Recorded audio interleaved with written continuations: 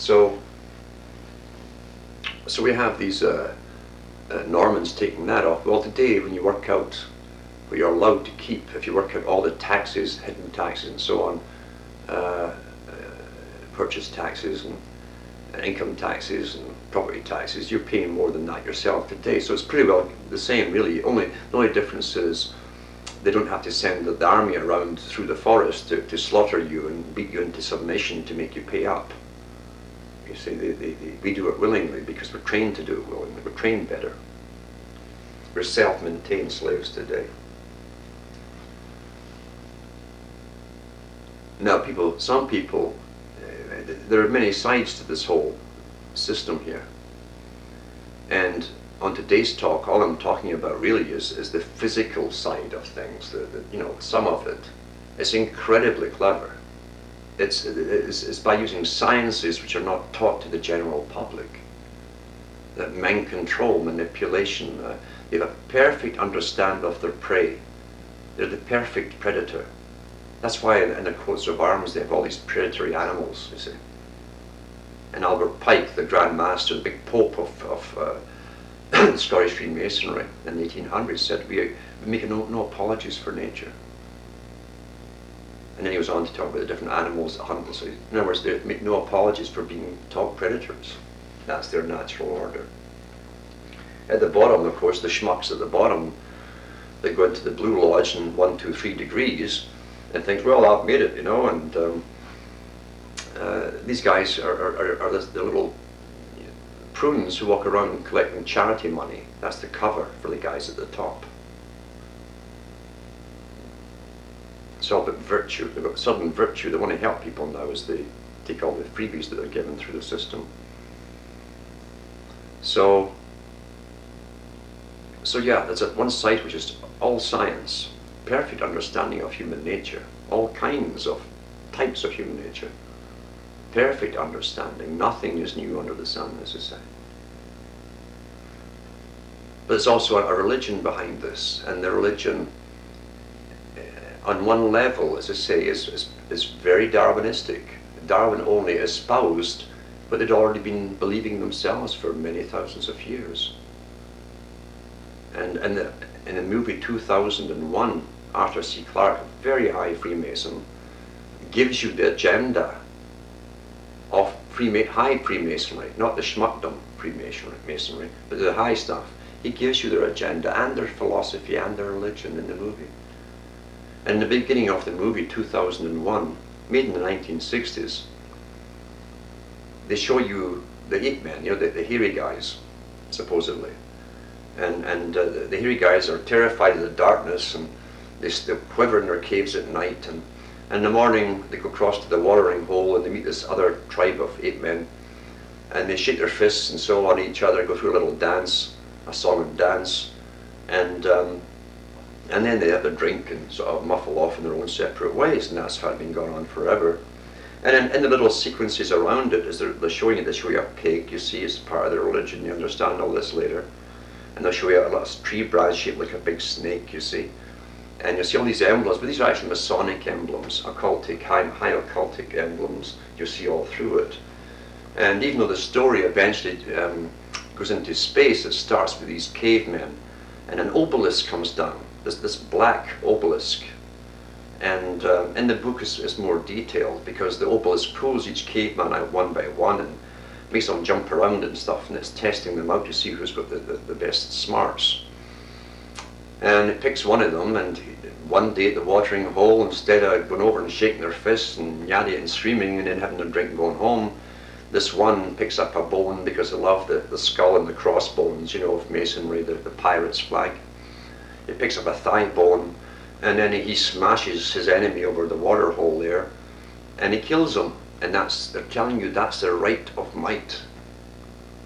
The right of might. He who will kill is superior. As they give you religions about being meek and mild, they teach another one for themselves. Progress. You see, they have a thing called progress.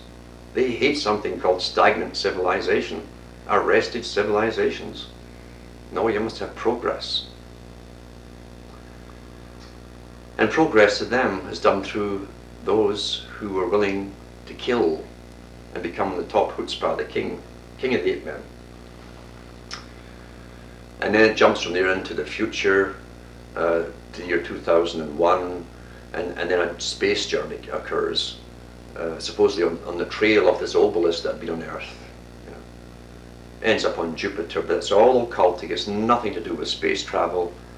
There's a Masonic initiation in it. You'll see the computer HAL on board the spaceship traveling to Jupiter, kills off 2 of the guys that are with him, and then tries to kill off the 3rd guy. He outsmarts it and disables it, meaning he overcame all the natural laws. HAL is the sun, like halogen, you know, halcyon the Greeks, HAL. And HAL, 1 letter after it, each one, an alphabet is IBM, you see. IBM, you speak it, it's I-beam, the beam from the eye of Ra. The beaming from the eye is between the pyramid, the capstone, and the rest of the pyramid. So everything is shown to you. It's not necessary that you understand. It's only necessary that you think you understand. And everybody comes out of these movies chomping away there, you know, and, wow, it's a good movie, what's next? I have no idea what it means. And in 2010, it's a follow-up to the movie, and it shows you what's supposed to happen in 2010. And so this vague thing at the end where this guy who escaped the computer, remembers, in the next movie, he's timeless, he's ageless, he's become a god because he overcame Halcyon, you see, the sun, the natural order. He overcame all the laws, and he's a god. And a new sun appears in the sky. But as above, so below. So a new sun will appear on earth, a messiah, a being, an entity, whatever it is that they bring forth to you with much hullabaloo and fanfare, I'm sure. But they're telling you their system, that they show you their religion from evolution, which is their belief system, both physical and spiritual, because they do believe in reincarnation, but they don't believe that everybody reincarnates, you know. There's a whole theology behind that. Even though encourage the belief in it amongst the lesser, as they call it, they have a different belief system for themselves, a specialized one. Well, naturally they're special, aren't they? You can't have the same one as everyone else. So there's the physical and inbreeding, which is terribly, terribly important to them, because it's part of the spiritual recycling, you might say, of the same dynasties within the same dynasties. And that's where the claim gives them their power and their intellect and their right to dominate and so on. And they give us religions.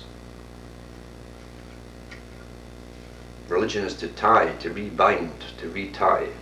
They tie our minds down. When you're tied, you're not free to think. And we were told we're free, so that sort of compensates. We were told we're free even though we're crippled at birth by the system which of indoctrination.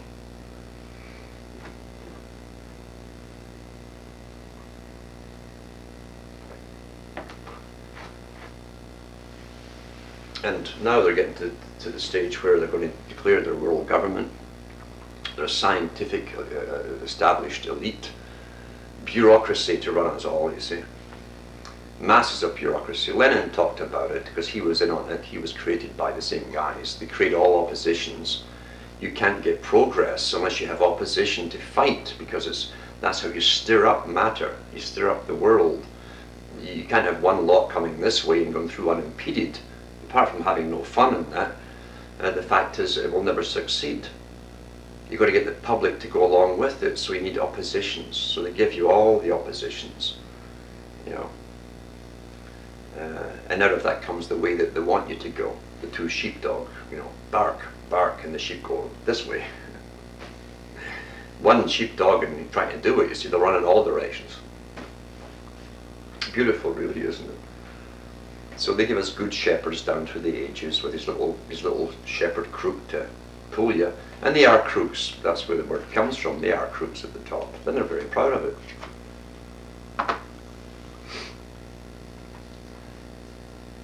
And we have sun gods all down through the ages, and we have Marys all down through the ages. You know, virgins are always virgins, and of course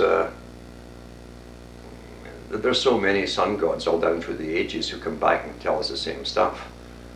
And die on crosses. They always die on crosses because the sun crosses, you see, and at the meridian points and so on, and the sun is as highest in its crossing. And we have this, the cross of the sun. And we've been conned mightily, we've fought each other over all this rubbish. We've been very predictable sheep indeed. Always learning but never knowing. Never knowing. Data is data. Doesn't mean it's truth or anything else. We're stuffed full of incredible data today. It doesn't mean it's true, or any of it's even necessary to know. The only person who could be natural today are maybe a few survivors in the Amazon who haven't been caught yet and handed